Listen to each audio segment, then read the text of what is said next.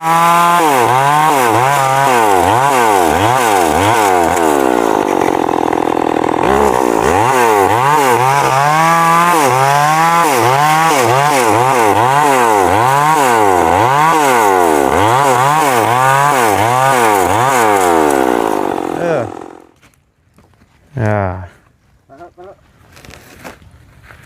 รียบร้อยเนาะ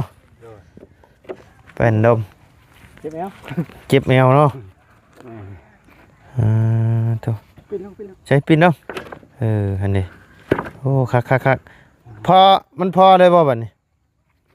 ยันพออยู่คันเคยตัวตั้งอันนี้มันจะพอก็ต้องแม่นมองพอนอนแล้วเดี๋ยวเก็บเข้ามาในห้องกะปล่อยไว้ในนี่เด้อย่อเขาจะว่ามีเวียกมีงานเนาะยามเวียกยามงานน่ะเฮาเก็บทำความสะอาดย่อแบบว่าไปหั่นไปนี่ของจำเป็นก็เอาข้าวนี้เพราะว่ามันโล่งดีพี่น้องเอ้ยเบิ่งคักเลยมันขันเบิดนี่มันสิประมาณนี้แม่นมันก็สิอยู่ประมาณนี้เด้อนี่มันก็สิอยู่ประมาณนี้นี่คักเด้นี่นี่เด้อเราเอาซื้อมาฝากเด้อเฮ็ดนางฟ้าเด้อโดยด่างแล้วกันนึง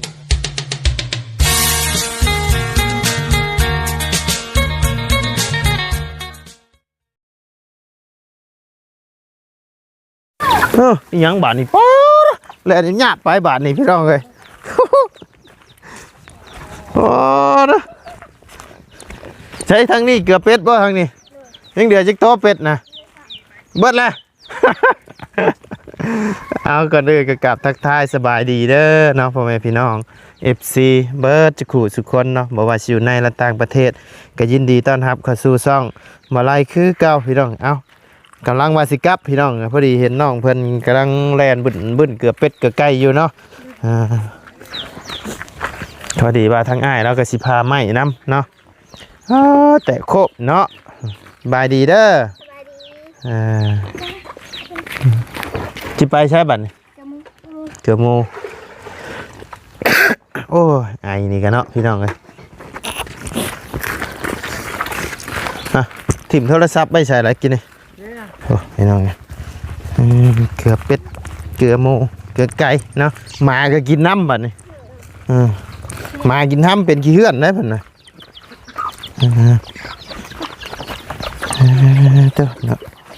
ได้ยังกินข้าวแรงตำหมักแตงคือเก่า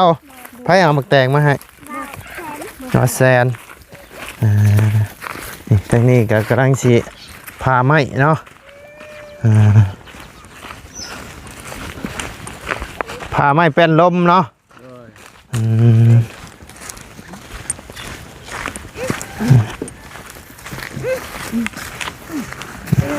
สบายดีเด้อไอเด้อสบายดีหน่อยขาเสียก็เต็มอยู่เนาะว้าวกองเสียมาเบิ่งพี่น้องไงแต่นี่เสียดแป้นว่าแต่นี่นะสบายดีเด้อเด้อเห็ดไม่เส้นเห็ดไม่48บ่น่าจะได้ยี่ดอก2 เม็ดนี่นะได้โอ้ปีกที่เจ้าแกที่เจ้าไปพาอยู่พุ่นบ่พาไม่น้องสาวโอ้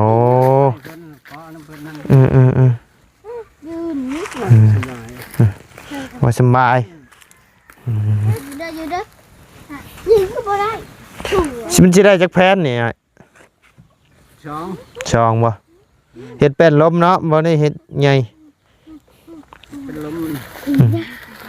บางๆก็ได้ดอกเป็นลมบ่ยากดอก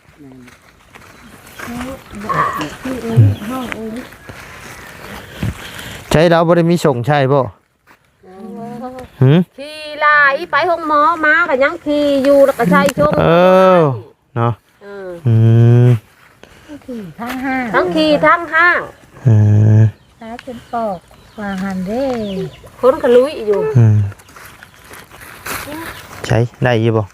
พาทางไหนนี่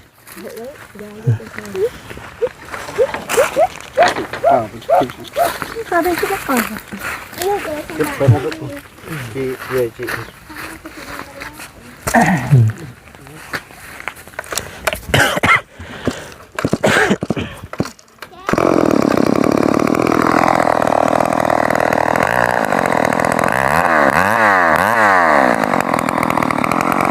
สิ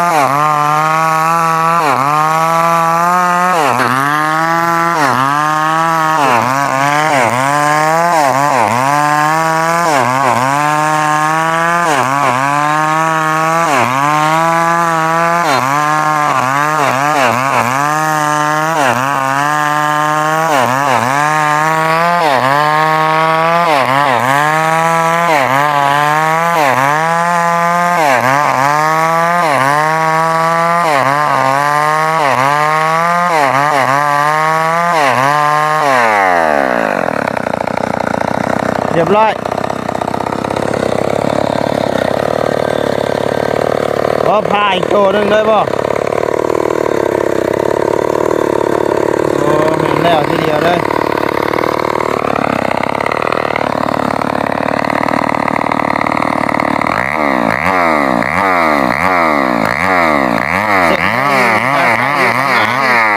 9 นาที 10 นาที 7 นาที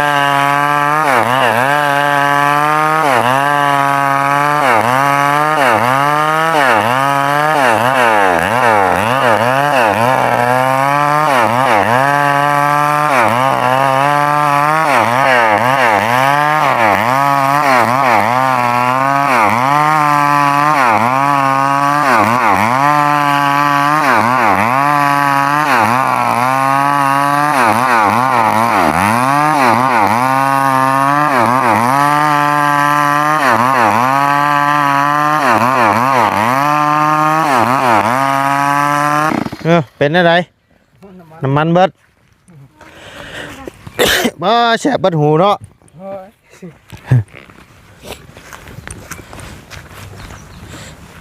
เกือบเบิด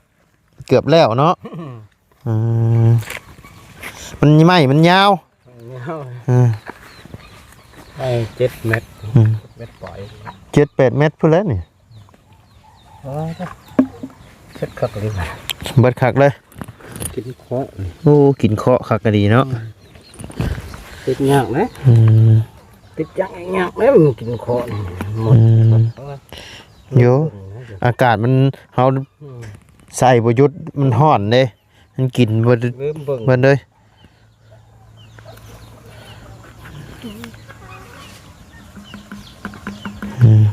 หูจนละ หูจนอิงๆเลยติ ท่อมันขาดเลยฉันก็บ่นั่นเนาะบ่แห้งบ่ดังแห้งปานใดนี่เว้อเด้อเป็นหูจำเป็นนูไปก่อนคือแม่ง โอ้ยังนี่กางเกงเป้าขาดพี่น้อง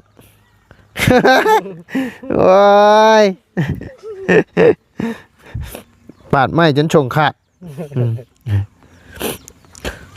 ถามในไอ้เจ้าจะให้เขาเด้อเจ้ามีชุดเดียวนี่บ่ ก็นี่ก็บ่หลายแล้วดำชุด2ชุดนึงสิคือ บ่มาที่ได้เห็นใช้ได้ชุดเดียวนี่นะหรือว่ามักชุดนี่บ่ แต่มีก็บ่หลายคือว่าดำชุด2ชุดเนี่ยมันนึกก็กันนุ่งไปเรื่อยๆก็คือว่าแล้วแต่ว่าเมื่อเวียกเมื่อหยังก็มีตัวใช้อยู่เนาะนี่อยู่2ชุด3ชุดแล้วตบเอาตบเอาคือว่าบ่มาก็แต่เฮามาเฮ็ดนี่เห็นเจ้าใช้แต่ชุดนี่หั่นนะคือสิมักเนาะชุดนี่เนาะเอาเนาะพี่น้องเอ้ยมาใส่ลิ้นดำแฮงเต็กพังเบิ่งคันเดือชื่อเดืออันเฮ็ดเฮือนสิชื่อชงให้เลยใช่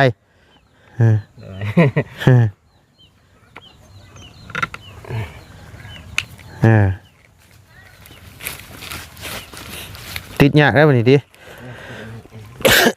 เบิ่งถอดจักรแล้วก็พี่น้องเอ้ยบ่ได้ใช้ฮอตไอ้โกบ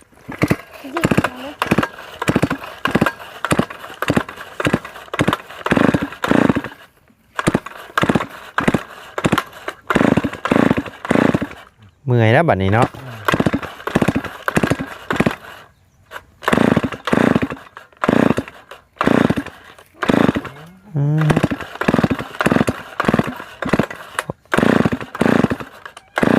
แล้วบัดนี้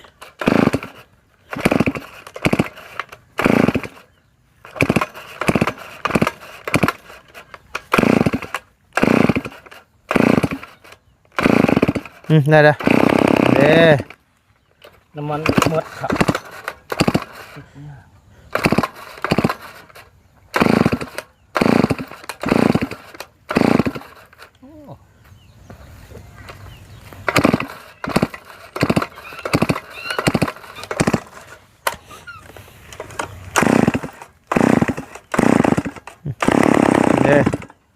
โอ้ยเนาะ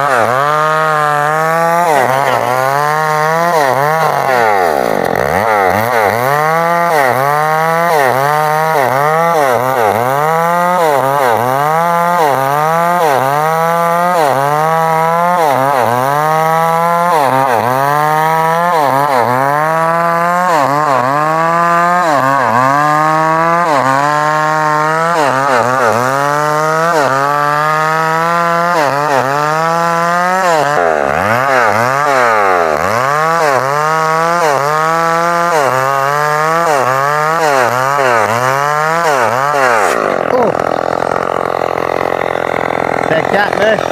ฮึบเอาออกกันเดียวกันเอาบ่ได้แล้วเนาะมาเฮ้ย ฮึบฮึบหนีบมือเด้อน้ำหนีบมือเด้อเจ้าไปจับอยู่ชนโพชนนี่ก็ได้อะไรบัดนี้พี่น้อง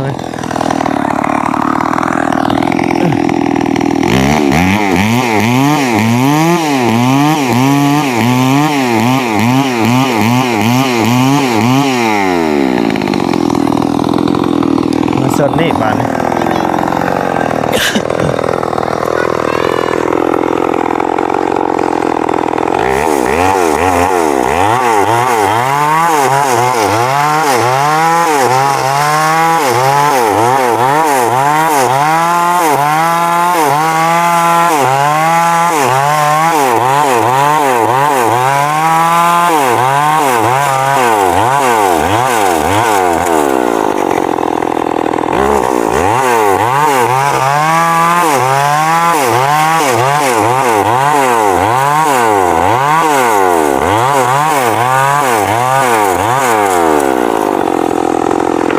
เรียบร้อยใช้เอาออกมึงดูบัดนี้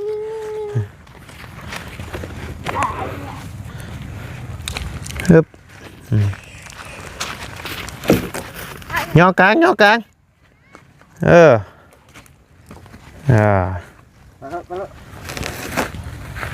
เรียบร้อยเนาะเป็นดมเจ็บแมวเนาะถูกใช้ปินเนาะอันนี้โอ้คักพอมันพอเลยบ่บัดนี้ยันพออยู่คันใส่ตัวทั้งอันนี้มันจะพอก็น้ำเพลินน้ำใดเอาตัวนี้อีกนั่นแหละตอนนั้นพาไม่เสร็จเนาะไปเห็ดเฉาโชว์มันเด้แมนเห็ดเฉาโชว์น้ำขอไม้น้ำน้องสาวไม้ปีดเพิ่นพาแล้วหรือบ่แป้นเพิ่นยั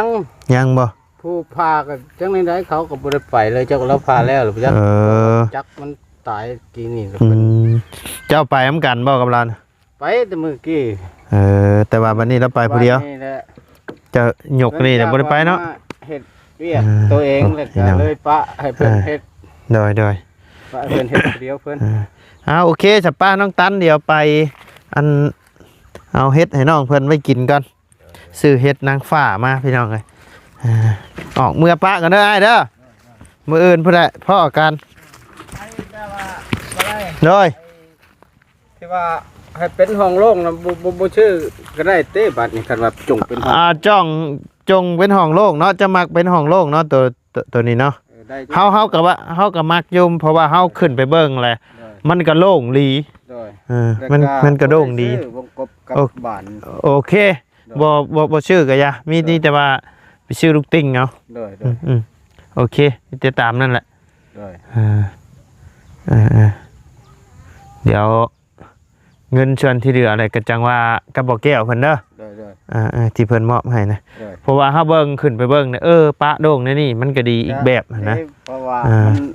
มันเป็นเรือนบ่ใหญ่ป้าจะไปเบิ่งก่อนใช่ปะ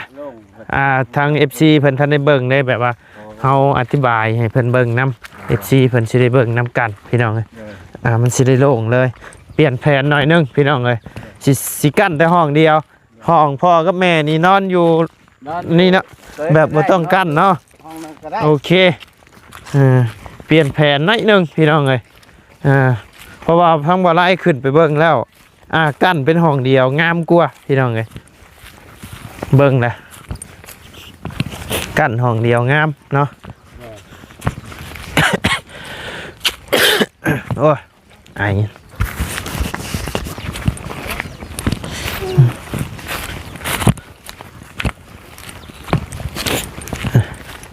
่พี่น้องเลย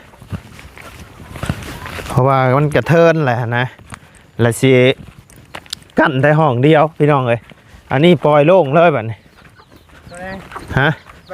โดยสบายดีน้องสบายดีสิกั้นได้ห้องที่เพิ่นไว้วงกบบานประตูก็คือแม่นบ่ได้นั่นเลยนะเปลี่ยนหน่อยนึงเปลี่ยนแผนหน่อยนึงนี่พี่น้องเลยคือมองนี่คือสิบ่ได้กั้นห้องเนาะปะโล่งอ้อมมานี่เลยเนาะอ้อมมานี่เลย กั้นแต่ตัวนี้พี่น้องเอ้ย เอาห้องเดียว แม่นกั้นนี่ ห้องนี้ปลาเป็นเกยเลย แม่นปะเลยเพราะว่าทั้งพ่อกับแม่ถามอ้ายแล้วเรามักบ่ในนี่เราว่าก็โอเคมันกว้างควางสมุทรหา แม่มันก็มี สะอาดตาดีเพิ่นนะ มีพื้นที่ แม่นพื้นที่หลาย นี่นี่ อ่า ก็ แม่นเพราะว่ามองนี่ก็กั้นนั่นน่ะเด้ การบุกติ้ง นึกติงเนาะ แต่ที่ว่ามีแต่ห้องเดียวนี่เนาะ แม่นห้องเดียวบัดนี้พี่น้องเอ้ย ให้ที่นอน อ่า อ้าว นี่นะนักร้องเสียงดีนี่นะ ลองเสียงดี อ่า โอ้ก็ถือว่าอ่ะ มักจะมักเนาะอ้ายเนาะมักอยู่เนาะเนี่ยนี่เนาะที่เฮาได้เว้ากับเจ้านี่เนาะ โอเค เพราะว่าทั้งบ่ไล่ขึ้นมาเบิ่งแล้วพี่น้องเอ้ยคันเฮากั้นช่องห้องนี่มันอยากหอมเนาะคันเฮาปล่อยโล่งในนี่เนี่ยงามโอเคพี่น้องเอ้ย เล่นไลน์ มองนังมองเน่นได้ อยากนอนก็ได้ ก็บอกแล้วกันนี่ถ้ามองพ่อแล้วแล้วนอนนี่นะแต่ โอ้เป็นบ่ แม่นมองพ่อ นอนแล้วเดี๋ยวเก็บเข้ามาในห้อง ก็ปล่อยไว้ในนี่เด้อย่อกจะว่ามีเวียกมีงานเนาะยามเวียกยามงานน่ะเฮาเก็บทำความสะอาดย่อกแบบว่าไปหั่นไปนี่ของจะเป็นก็เอาข่าวนี้เพราะว่ามันโล่งดีพี่น้องเอ้ยเบิ่งคักเลย มันสามขันเบิดนี้มันสิประมาณนี้ แม่นมันก็สิอยู่ประมาณนี้แหละนี่ เนาะ มันก็สิอยู่ประมาณนี้พี่น้อง โดย แคบโพด พี่น้องมาย่ำมาย่างเบ่โอ้เฮ็ดไม่บ่ว่านี่ห้องครัวได้บ่ แม่ เออ คักเอาห้องเดียวนี่แหละเบิ่งคักเลย ก็ถือว่างามคือกัน หน่อย แต่ถือว่าได้พื้นที่กว้าง กะ